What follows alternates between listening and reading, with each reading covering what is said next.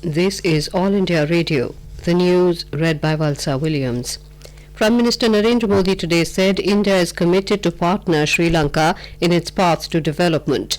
In a joint press statement after meeting Sri Lankan President Gotabaya Rajapaksa in New Delhi, Mr. Modi said India gives priority to its relations with Sri Lanka under its Neighbourhood First policy. He said India will fully cooperate with Sri Lanka's fight against terrorism.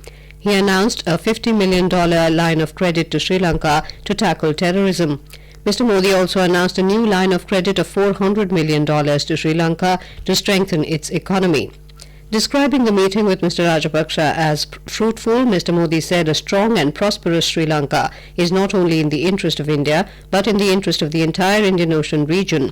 He assured India's help in overall development of the country. The Sri Lankan president in his statement said India's line of credit of $400 million will further boost Sri Lanka's development. He said PM Modi has always fought terrorism.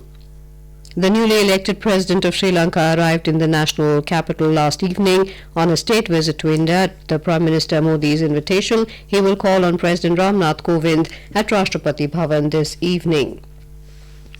The Lok Sabha today witnessed uproarious scenes over BJP MP Pragya Singh Thakur's statement. After the question hour, Ms. Thakur, who is facing opposition fire for her remarks on Nathuram Godse, said in the House that if her statements have hurt anyone, then she would like to apologize. She also said her statements were misinterpreted. Her statement was followed by protests by opposition leaders who chanted slogans.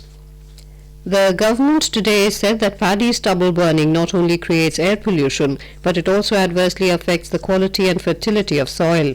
In a written reply in the Rajya Sabha, Agriculture and Farmers Welfare Minister Purushottam Rupala said some of the soil properties like soil temperature, moisture and soil organic matter are greatly affected due to burning. The minister said the centre has released over 594 crore rupees to Punjab, Haryana, Uttar Pradesh and Delhi and concerned agencies to tackle the problem of paddy burning. Today is the last day for filing of nominations for the fourth phase of Jharkhand Assembly elections. Scrutiny of papers will take place tomorrow. Candidates can withdraw their names till Monday. Voting for this phase will be held on the 16th of December in 15 assembly constituencies spread over 4 districts: Devgarh, Giridih, Bokaro and Dhanbad. For the third phase of election, which will take place on the 12th of December, 312 candidates are left in the fray after withdrawal of 7 candidates. 17 constituencies spread over 8 districts including Ranchi, Kodarma and Hazaribagh will go to polls in this phase.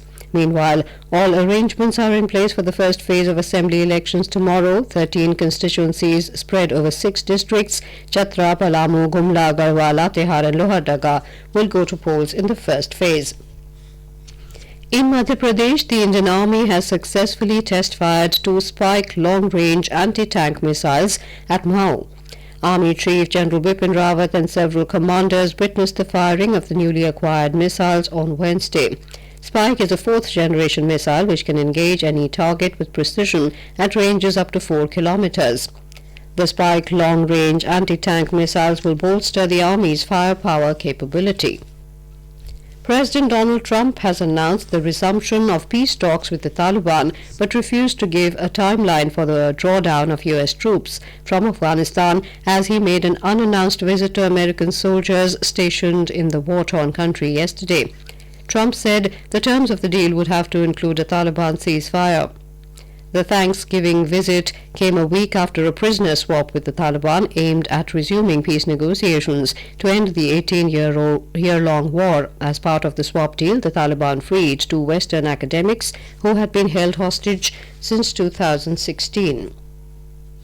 In badminton, Kidambi Srikanth and Saurabh Verma will play their quarter-final matches of the Syed Modi International Badminton Tournament in Lucknow today. Srikanth will take on 7th seed Son Wan Ho of Korea, while Saurabh will clash with Thailand's Kunlavut Widitsaran. Indian women's volleyball team has entered the semi-finals of the 13th South Asian Games. In the last Group A match today, India defeated Bangladesh in straight sets, 25-8, 25-11, 25-9 in Kathmandu. And with that, we end this news bulletin.